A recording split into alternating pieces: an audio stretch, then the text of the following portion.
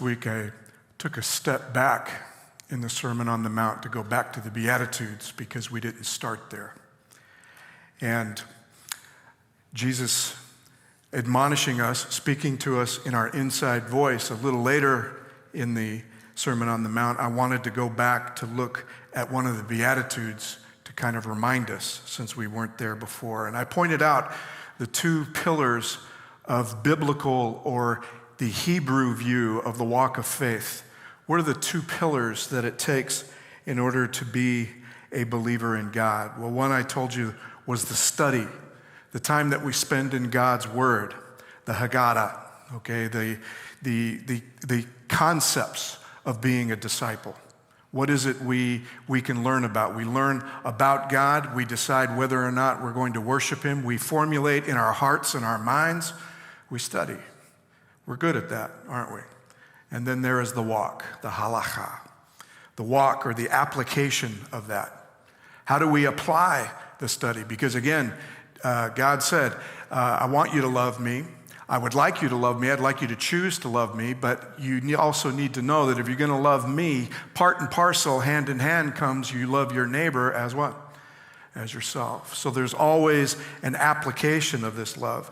And the way that I saw it, the way that I looked at it was that being able to divide it up. The Beatitudes are divided up in just that way. The first four Beatitudes, blessed are the poor, blessed are the mourning, blessed are the hungering and thirsting. Those are the concepts. That's what it means. That's what state of heart I come to in Jesus. I come to Him in a state of need. I'm needing all of those things. I am poor in spirit. I lack spiritual sense. I lack spiritual awareness. I lack a spiritual walk. And I come to Him looking for it. I mourn because I need comfort. I mourn because I'm not who I'm supposed to be.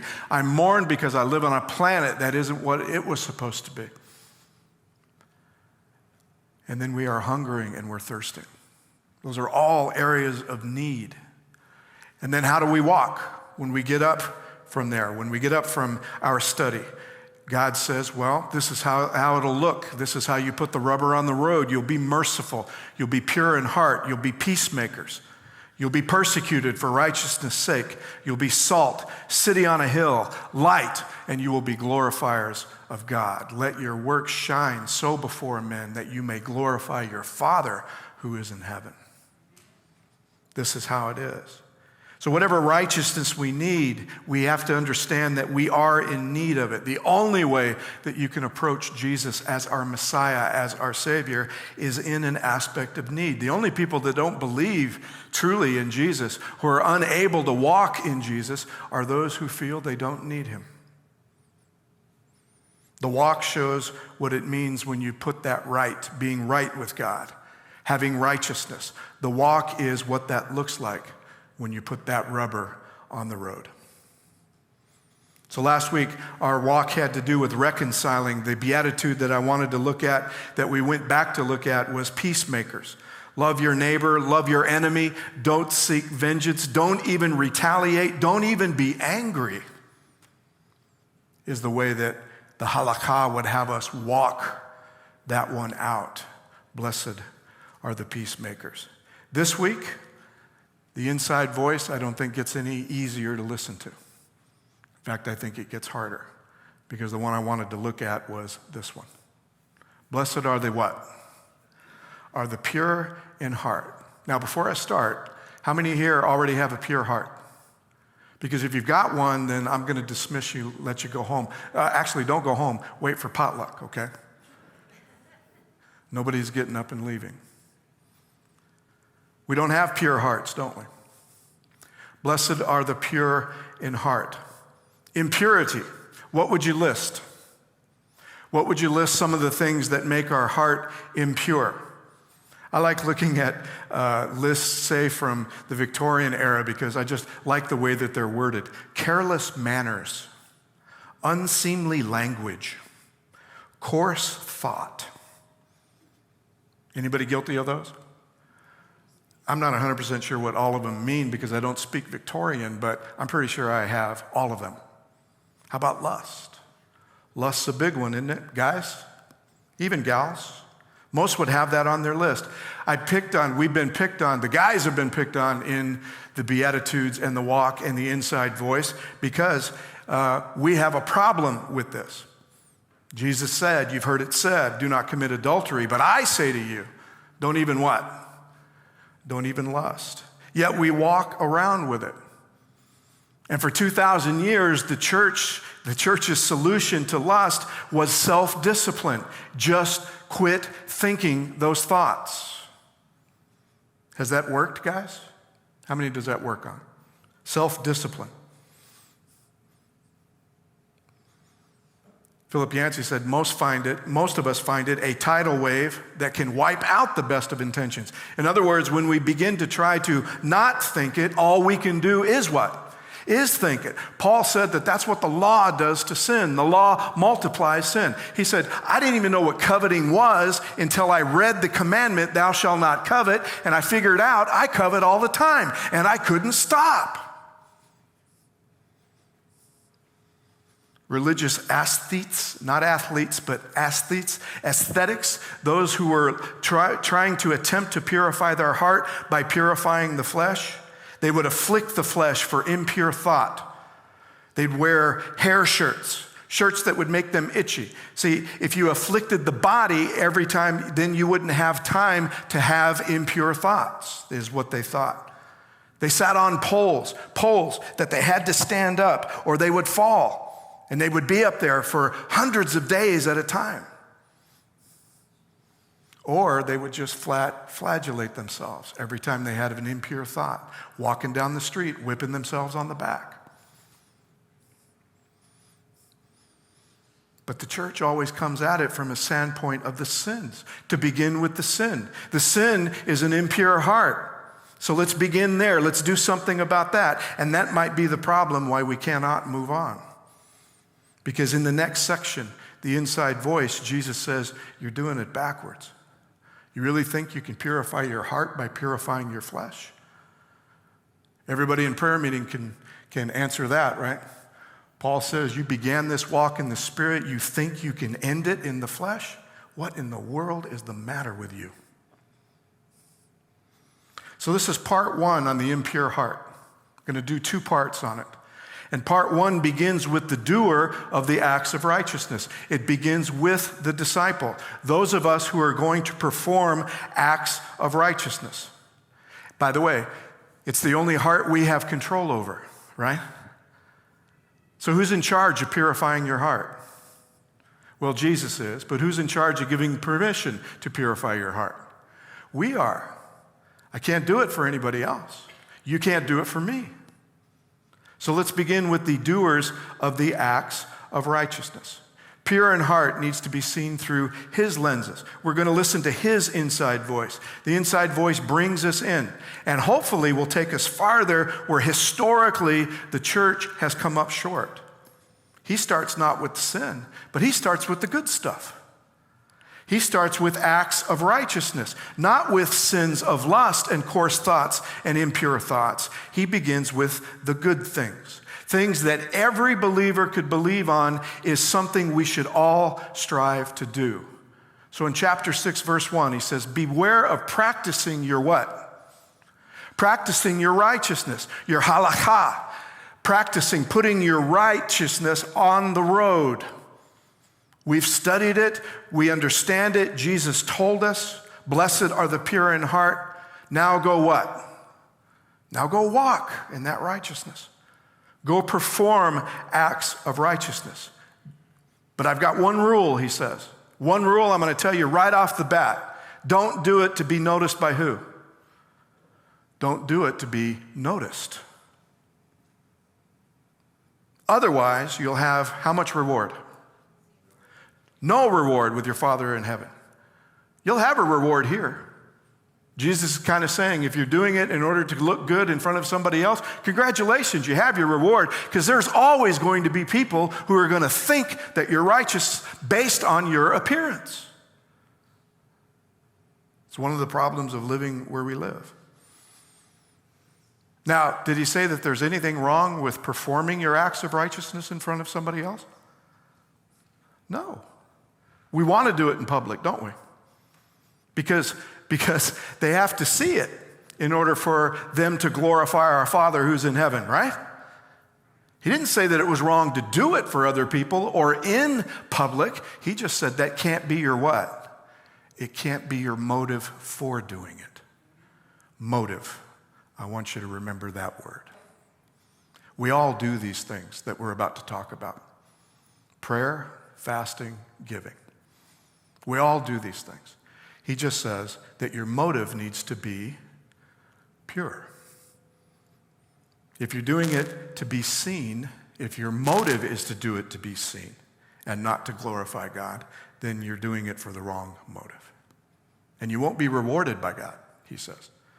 The motive of the world always is in order to be seen. That's all the world is concerned with.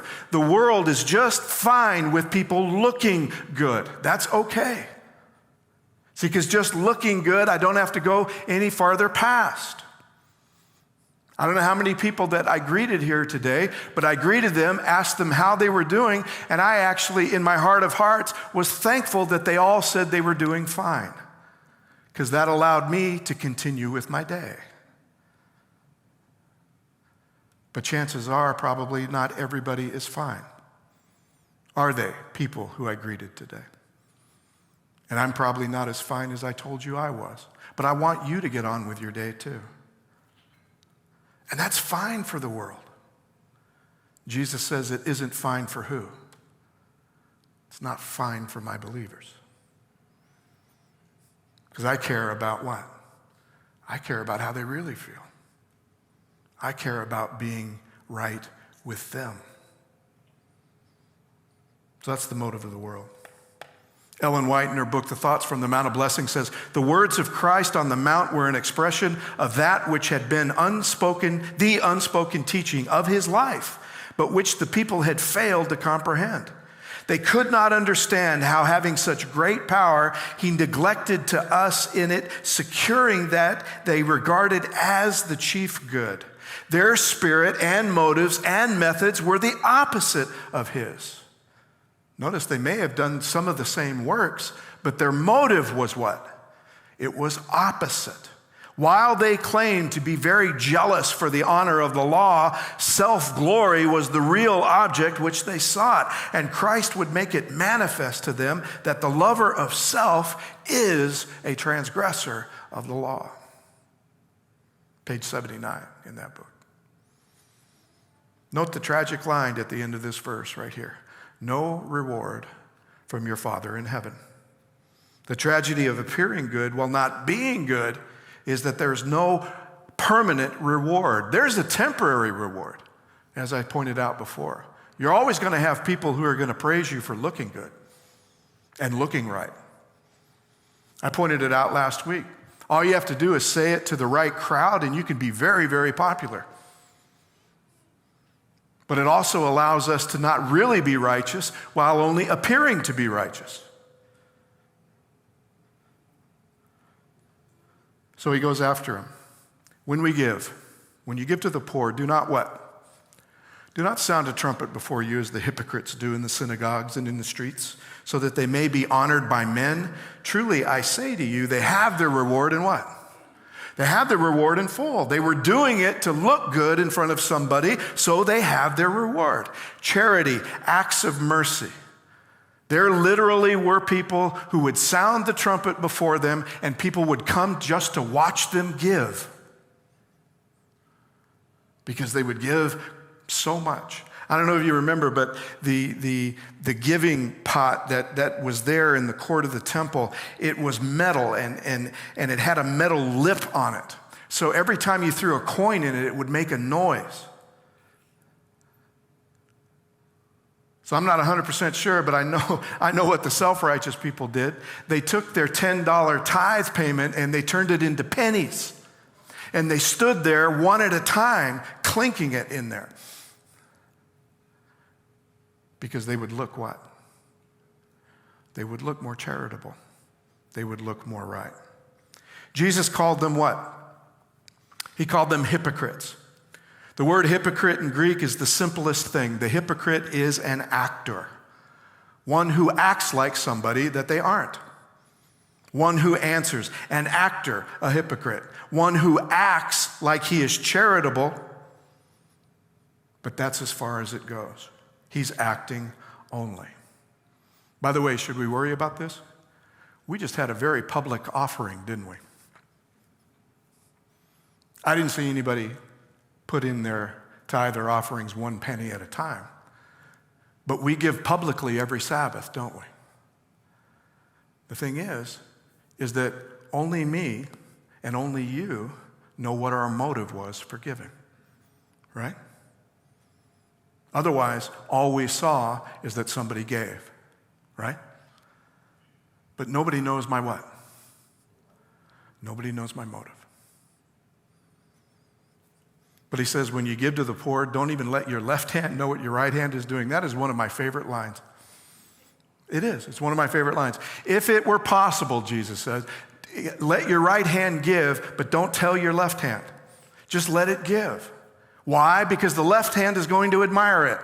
You're going to admire it. You're going to walk away patting yourself on the back. I don't think it's by accident that he says, because that's what the left hand would do when it knows what the right hand is doing. It'll do this. Now, it doesn't mean you shouldn't feel good. Should we feel good when we give to the poor? Yes. But that shouldn't be our motive, right? It's crazy that we're the only part of God's creation that can sin by doing good. And by the way, the sin while doing good is the most dangerous sin of all. Because if you're doing good, you can't be told that it's what? That it's a sin. And I'm the only one who can know that. So that your giving will be in secret. Your Father who sees what is done in secret will reward you. Do your giving where? Do it in secret. See, now you take away that motive, right? Or at least I purify that part of my motive for giving. I do it in secret. God rewards me in secret. When? Where? Well, I come to him every day. I'm in my closet with him. I'm in my inner room. Not in public, but in my inner room. That's where you get your reward. So be as secret as you can. Don't even tell yourself. By the way, there are quite a few people who don't even tell themselves what they're giving, because on Sunday morning, Mel's got to call you to find out where you were giving and when, right? Mel, they don't even know what they're doing, which is good. Just keep giving. Just do it for the right what? Do it for the right motive. So the one bookend, or border, if you will, or law, Jesus says, that you cannot go with motive is you cannot do it to be seen by people. Because there will always be people who think nothing about praising you in public because you're doing these things in public. So that's the very first border, is who will see and why are you doing it? I'm going to skip prayer for just right now. I know that I'm skipping ahead, but I'm going to go ahead to fasting. Fasting is another practice that some do, not so popular today. In fact, I think the only reason that we can't figure out how is that we never were told how. The Bible doesn't actually tell you how or how often. It just says to fast. Okay? So I don't think that it is ever caught on. And it definitely has not caught on because we're not 100% sure of what it's for. That's why I kind of like fasting. But he says, whenever you fast, don't look what? Don't look like you're fasting. Don't look hungry. Like the what? Like the hypocrites. They disfigure their faces so as to show others that they are fasting. They get up in the morning, they're completely disheveled. Jesus, I think in Luke, he actually says, they don't anoint themselves with oil. So in modern terms, they don't shave, they don't do their hair, they don't put their best clothes on, and they walk out like this. I'm so weak. This is my third time fasting this week. Truly, I tell you, they've what? They've received their reward. But when you fast, put oil on your head, wash your face, so that your fasting may be seen not by others, but by who? but by your Father who is in secret, and your Father who sees in secret will reward you. Who will see? Fasting and giving are up against that one border. There are a bunch of reasons to give, he says. The one reason you won't give, though, and that you won't fast is what? In order to be seen by others. Thoughts from the Mount of Blessing, again, page 87. Ellen White says, one reason why you don't is not to afflict the body for the sin of the soul, but to aid us in perceiving the grievous character of sin, in humbling the heart before God and receiving his pardoning grace. It's supposed to be a humbling act. It's supposed to be an act of humility.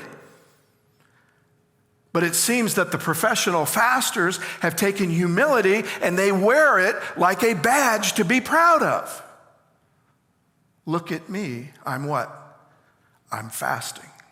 In the Talmud, it was told that a very righteous man would fast once a week. There were guys that were fasting 2 and 3 times a week. Again, nothing wrong with that.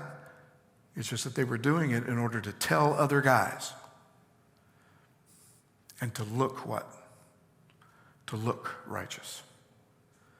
She goes on to say, that will avail nothing. Avail nothing for us to do penance or to flatter ourselves that by our own works we shall merit or purchase an inheritance among the saints. She sounds like Paul, doesn't she? Are you crazy? What's the matter with you? See, if one is trying to appear righteous, fasting becomes a way to work for reward, or it becomes a way to afflict the soul. We'll come back to that part. We'll come back to that part next week. Because she says this, she goes, it's not to afflict the body for sin or of the soul. It's not to do that. We will come back to that next week. But it's so they can appear more righteous by appearing to have done more penance, if you will. But the true reason for fasting was to help us understand our sin. And the sin was pride. The sin that actually allows me to think that just by doing good or by looking good, I actually am good. Fasting was supposed to humble my heart, and I'm making it a source of pride. Fasting was supposed to allow me to depend on him. I mean, look at me.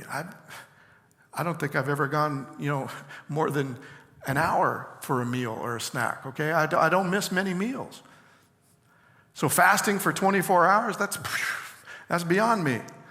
But if I do and I rely on God, I'm going to try this. You're going to have to keep me awake.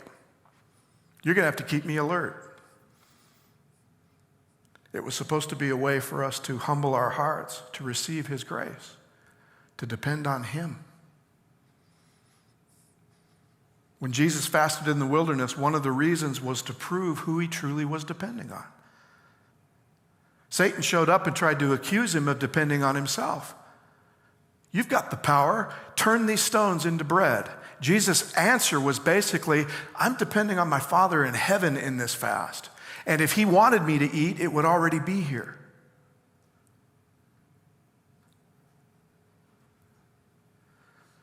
Fasting's a way to show in control. And fasting, as with other acts of righteousness, are worthless if we're doing it for appearance. Jesus tells us don't. Was he the first? Was Jesus the original voice in telling us not to practice our acts of righteousness in front of someone else? If you think so, you haven't read the prophets. Isaiah 58, verse 1 says this, shout out loud, do not hold back. Lift up your voice like a trumpet. Announce to my people their rebellion, to the house of Jacob their sins. You're thinking, oh my goodness, are you kidding me? What is going on? Lift up your voice.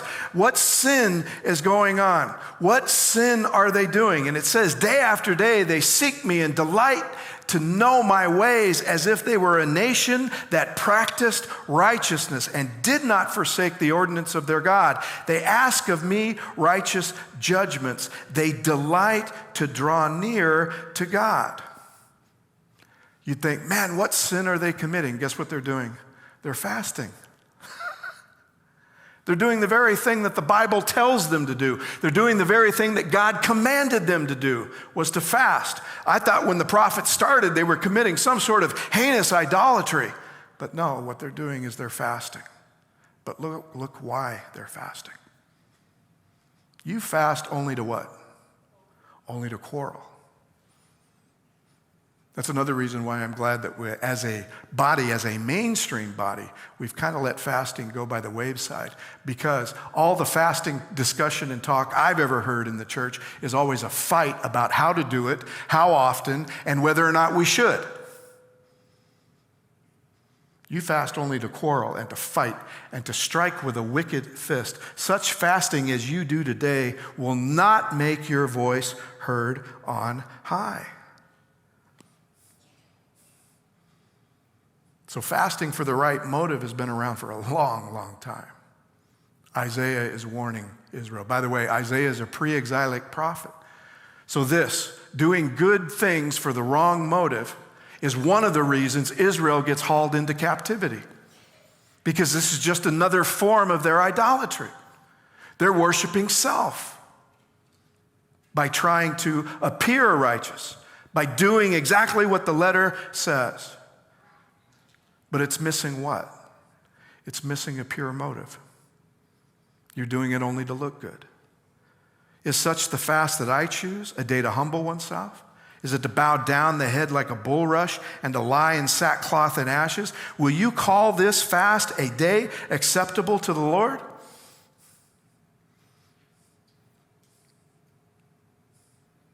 No, he said, this is the fast that I choose. Loose the bonds of injustice. Undo the thongs of the yoke. Let the oppressed go free. And to break how many yokes? Every yoke. See, this road of personal holiness so you can look good in front of somebody else, people are being oppressed and you're doing nothing about it. I think the main reason that they got hauled into exile is while they're trying to practice their righteousness and do it by the letter of the law, people are going hungry. And by the way, their keeping of the law is contributing to them being hungry. You ground the face of the widows and the orphans into the dirt while you're bringing your sacrifice up the hill. Share your bread with the hungry. Bring the homeless poor into your house. When you see the naked, to cover them, and not to hide yourself from your own kin. These are your brothers and your sisters. You do this, then your light shall break forth like the dawn. Remember what Jesus said? Do these things, and it will glorify your Father in heaven. If your light shines before men, but this is the light, something that does something for them.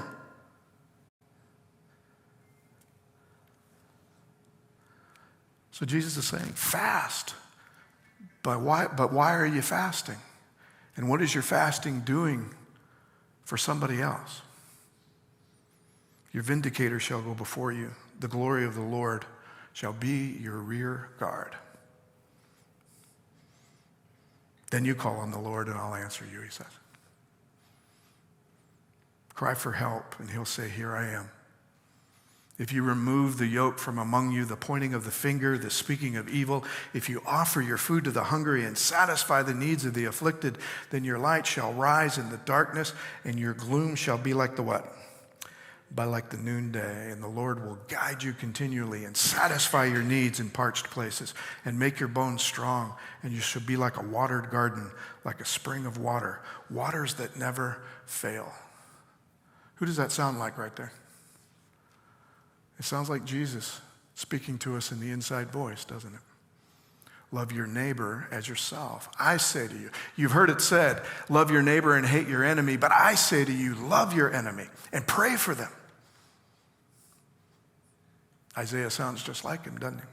Yes, I know it is him. I understand that. But this is about 400 years before. Jesus is commanding his disciples what he commanded Isaiah to tell them so many centuries before. Selfish and empty religious duties are worthless. Empty self and others will be served. And your duty will be fulfilled. So, giving, acts of mercy, praying, fasting, those are all religious duties. And every one of them are in danger of appearing religious by doing these religious duties. Every one of them are in danger of being absolutely worthless because of our motive.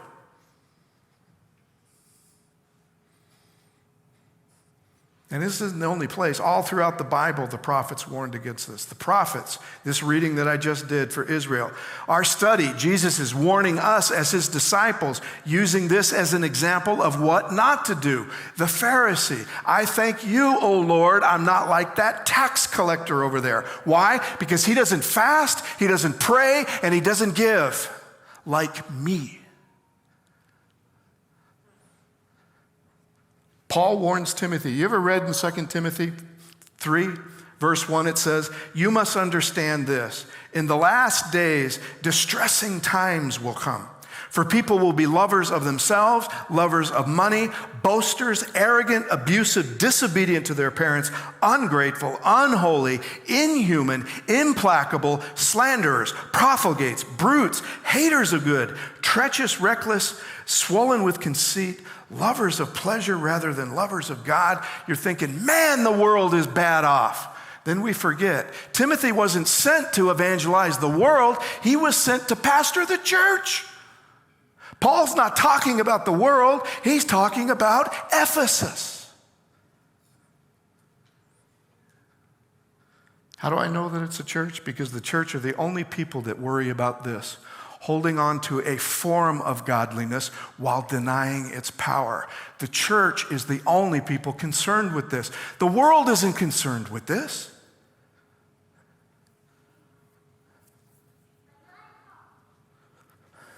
Looking righteous.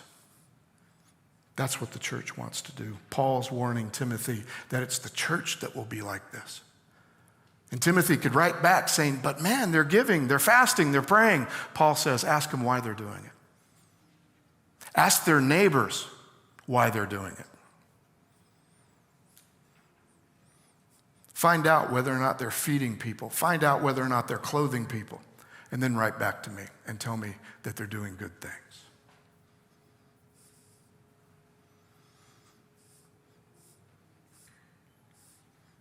Jesus himself will say, not everyone who says to me, Lord, Lord, will enter the kingdom of heaven, but only those who does the will of my Father in heaven. That day they shall say to me, Lord, Lord, did we not prophesy in your name, cast out demons in your name, do many deeds of power in your name? Then I will declare to them what? I never knew you. Go away from me, you evildoers. Hold on. Prophesying, casting out demons, acts of great power, evil? Jesus said, yeah. Why? The acts themselves or their what? Their motive. These are all good things. But Jesus said, you've made them sin because of your motive.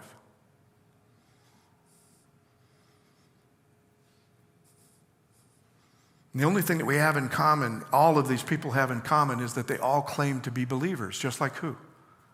Just like us. How many here claim to be a believer in Jesus Christ? All of us.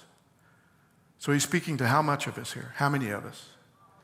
He's speaking to all of us. Israel, Pharisees, Sadducees, scribes, chief priests, disciples, the Ephesus church, anybody who says, Lord, Lord, in the kingdom. All those who claim to be God's people. And they all appear that they can do it only to appear good. And when they are, they're no better than the world. None of us are. See, because if we can appear good just by doing religious duty, well, that means anyone can do it, which is why it's so dangerous.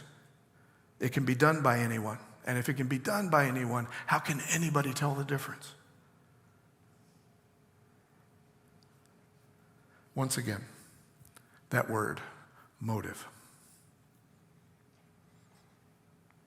Why does the world want to at least appear good? Why does the religionist or the self-righteous want to appear good? In their mind, it gets them what they want. In their mind, it may get them even to heaven. I saw the idea collide. I've never forgotten it. It was one of the very first Sabbath school classes I've ever went to. I don't think I was a member yet. I think I was just starting to attend. And we were sitting in Sabbath school, and a woman raised her hand, and she's almost angry. She actually is almost angry. And she says this, she says, "My apartment manager is one of the kindest, godly people I've ever met.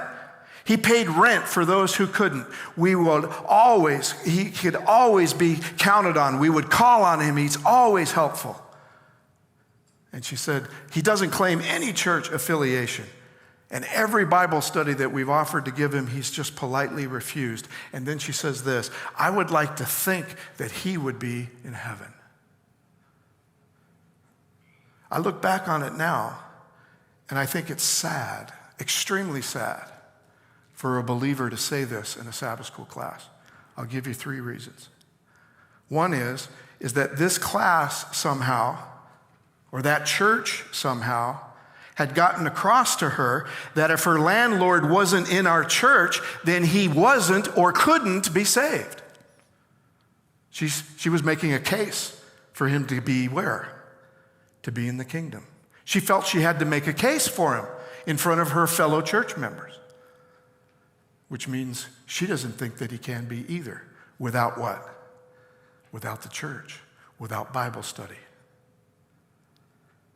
The second reason is that a Seventh-day Adventist Christian disciple believes that heaven can be bought with a few good deeds.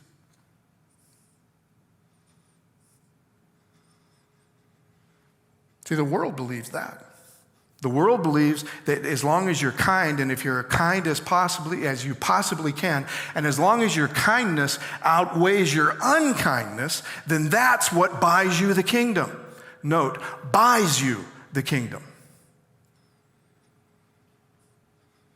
The only reason for doing religious duties, if you will, for appearance, is actually we're looking to save ourselves. And we're actually telling the world that the kingdom can be bought.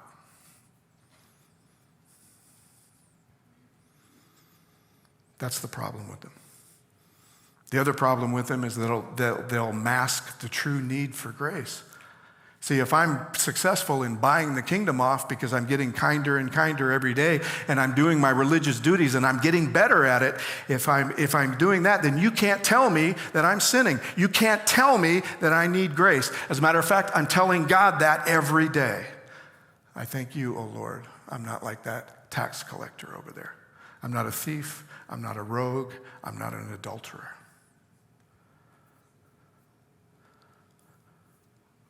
We are rich, O Lord, and we need nothing.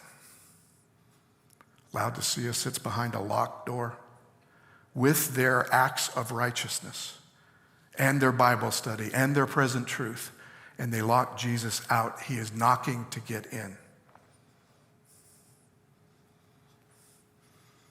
The Romans 1-3 make it perfectly clear. The irreligious, the ones who practice evil, those evil deeds, but the religious, the ones doing good deeds. He says the religious are actually practicing evil, and they say, wait, no, those are good deeds. He says, no, there's not one righteous. All have sinned and fall short of the glory of God. All stand in need of grace. And self-righteousness covers that up.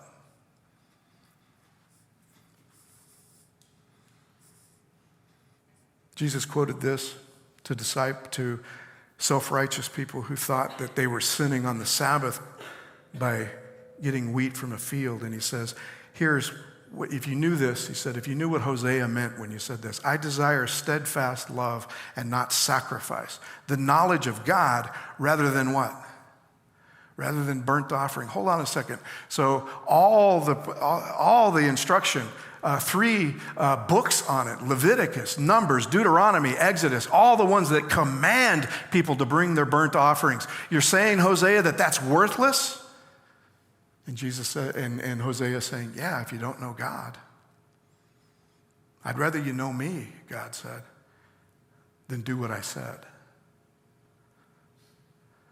Abraham Heschel, commenting on this passage in his book, The Prophets, says, he can be considered in harmony with many other pre-exilic prophets who, along with Hosea in this passage, uttered violent attacks on sacrifices. And he names them Amos 5 and Isaiah 1 and Micah 6 and Jeremiah 6 and 7 and 8, Isaiah 61, Psalm 40 and 50, all utter these attacks. These prophets not only stress the primacy of morality over sacrifice, but even proclaim that the worth of worship, far from being absolute, is contingent upon moral living.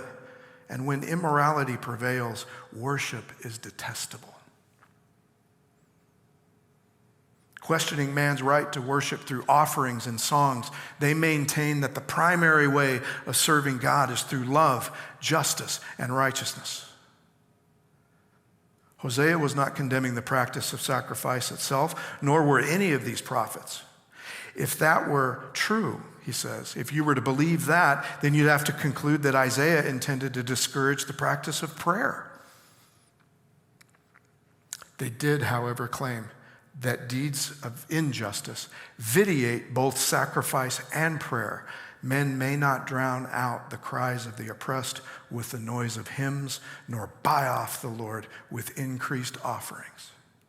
The prophets disparaged the cult, the sacrifice, when it became a substitute for righteousness.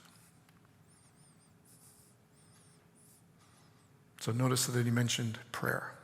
I told you we'd get back to prayer as one of our acts of righteousness. And I want to cap off this discussion about motive being what Jesus is speaking of when he says that we are blessed if we are pure in heart. That motive is what he's talking about, because it reminds us of something. He says this: whenever you pray, go into your room and shut the door and pray to your Father who is in secret. And your Father who sees in secret will what? Will reward you. That's what we're seeking, right? We're seeking a reward, but not a temporary reward from people. We're seeking a permanent reward from who? From God. This is where we get it. We get it when we pray. When you're praying, don't heap up empty phrases as the Gentiles do, for they think they'll be heard because of their many words. Don't be like them, for your Father knows what you need before you ask him. I left prayer here because it gives us the other boundary to motive. The first boundary is don't do it to be seen by who? Don't do it to be seen by people. If you're doing it to do that, congratulations, you have your reward. The other boundary is don't do it to find favor with God. Don't think that your prayers and your giving and your fasting is going to allow you to find favor with God. Because he says this, for they think that they'll be what? That they'll be heard. But they'll be heard because they can heap up what? Empty phrases, eloquent words. And the more that they do, they believe that the more God will what? Will hear them. But he says, you know what? Your Father already knew what you were going to say before you said it. So you think that heaping up empty phrases is going to impress him? Jesus is saying you don't pray to find favor with people. You also don't pray to find favor with God. Why? Because Jesus is living, walking proof you've already found favor with God. When you enter that prayer closet, you're not going in there to try to please him. You're going in there because he's already pleased with you. For God so loved the world, he gave his only Son. What more do you want him to do to prove to you that he's already pleased with you? And a few acts of righteousness is not going to make him like you any better. We have to apologize to all of us self-righteous people. I'm sorry, Greg, Jesus says, but my Father just loves you, and there's nothing you can do about it.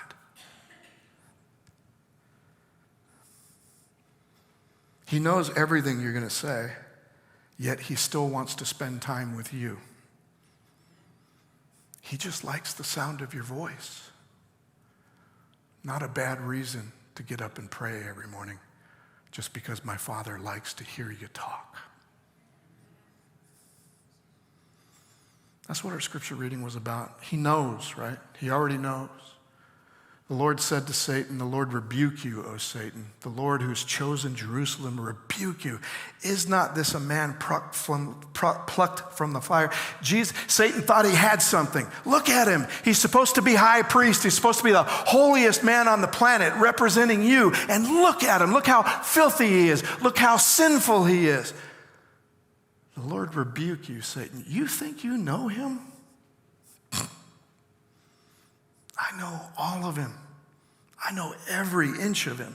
I know his heart. I know his motive. And I'm the one who chose him to be high priest. In fact, right now, I'm going to choose to clothe him in perfect righteousness, which our high priest has done for us. You think you know him? I know him. He knows. He knows our motive. He knows that our motive is as impure as filthy rags, and yet he still calls us. That's my favorite part of the motive part.